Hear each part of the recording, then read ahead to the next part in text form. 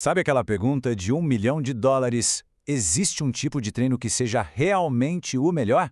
Pois é, uma grande revisão científica resolveu ir a fundo nisso. E os resultados, olha, podem mudar completamente a forma como a gente pensa sobre nosso tempo na academia ou na pista. Vamos entender o que a ciência tem a dizer. É o dilema clássico, né?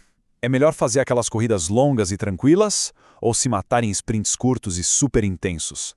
A resposta não é tão óbvia quanto parece, e ela está escondida bem lá no fundo, dentro das nossas células. E essa resposta vem de uma análise gigantesca, que reuniu centenas de estudos. O segredo não está na aparência, não. Está na biologia microscópica, naquilo que acontece dentro dos músculos quando a gente se exercita. Ok, então vamos mergulhar nisso. Para entender os resultados, primeiro a gente precisa conhecer os dois personagens principais dessa história lá no nível microscópico. Dentro de cada músculo existem duas estruturas que são simplesmente cruciais para o nosso desempenho. De um lado, as mitocôndrias, que são as nossas usinas de energia. Do outro, a rede de capilares que abastece essas usinas. Pensa neles como a dupla dinâmica da resistência física. Vamos pensar nas mitocôndrias como os motores do nosso corpo. Cada célula muscular tem milhares delas, trabalhando sem parar para transformar nosso combustível, comida, oxigênio em energia para absolutamente tudo, desde piscar os olhos até correr uma maratona. E bom, se as mitocôndrias são os motores, os capilares são as linhas de combustível. É essa rede super densa de vasos sanguíneos minúsculos que levam oxigênio e os nutrientes até os motores, mantendo tudo funcionando a todo vapor. Certo, agora que a gente já entendeu a biologia da coisa, vamos conhecer os 3 tipos de treino que esse estudo colocou frente a frente. Então, temos 3 estilos na disputa. O primeiro é o treino de resistência, o ET. É o clássico, sabe? Aquela corrida longa e contínua. Depois, vem o treino intervalado de alta intensidade, o famoso HIIT, que mistura picos de esforço com descanso. E por último, o treino intervalado de sprint, o SIT, que são aquelas explosões de esforço máximo, mas bem curtinhas. Agora sim, vamos para a primeira grande revelação do estudo. O foco aqui é em como esses treinos constroem mais motores, ou seja, mais mitocôndrias. Então a pergunta é, se o objetivo é ter mais dessas usinas de energia, qual treino leva o troféu? A resposta, olha, pode ser bem surpreendente. E aqui já vem a primeira surpresa. Quando a gente olha o crescimento total das mitocôndrias, os resultados são muito, mas muito parecidos. O treino de resistência aumenta em 23%, enquanto o HIIT e o SIT chegam a 27%. É praticamente um empate técnico. Mas espera aí, se todos os treinos levam mais ou menos ao mesmo lugar, será que importa a velocidade da viagem? É aqui que a história fica de verdade interessante. É quando a gente coloca o fator tempo na equação. A eficiência muda completamente o jogo. Pensando em resultado por hora de exercício, o SIT é quase 4 vezes mais eficiente para construir mitocôndrias.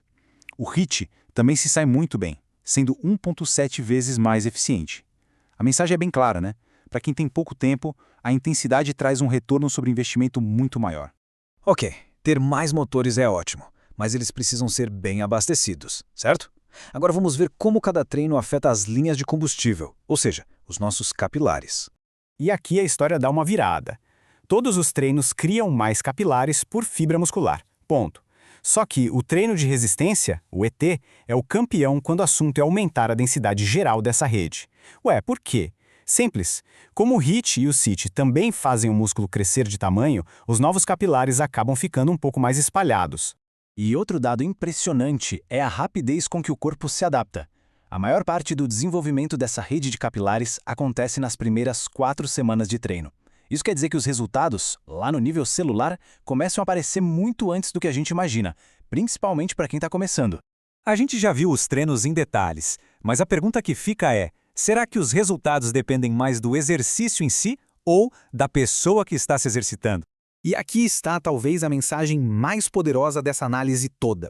O fator que mais define o tamanho dos ganhos celulares não é o tipo de treino, mas sim o ponto de partida. Quanto menos condicionamento inicial, maior o potencial de melhora. Isso é uma notícia simplesmente fantástica para quem está começando.